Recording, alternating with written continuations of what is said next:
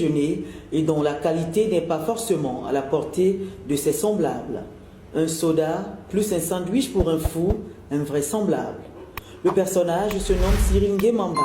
Il aurait été une personnalité respectable dans ce pays alors qu'il occupait de hautes fonctions dans l'administration gabonaise, précisément au ministère des Travaux publics.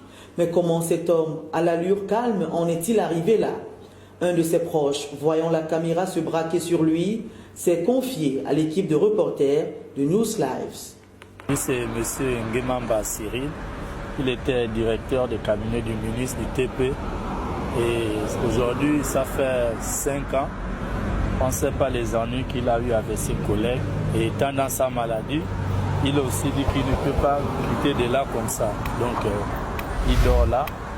Il vit de là, il refuse tout le monde. La seule chose qu'il accepte, c'est si vous l'offrez un petit coca, une boîte de sardines, un pain. C'est la seule chose qu'il accepte des gens. Et si vous lui donnez de l'argent, il refuse. Mais il arrive des moments, quand il se met à parler, il cite les noms des gens qui avaient des problèmes avec lui, qui lui voulaient du mal depuis le travail. Il a des grands-enfants, des enfants qui travaillent, qui sont en étranger, mais il leur reconnaît.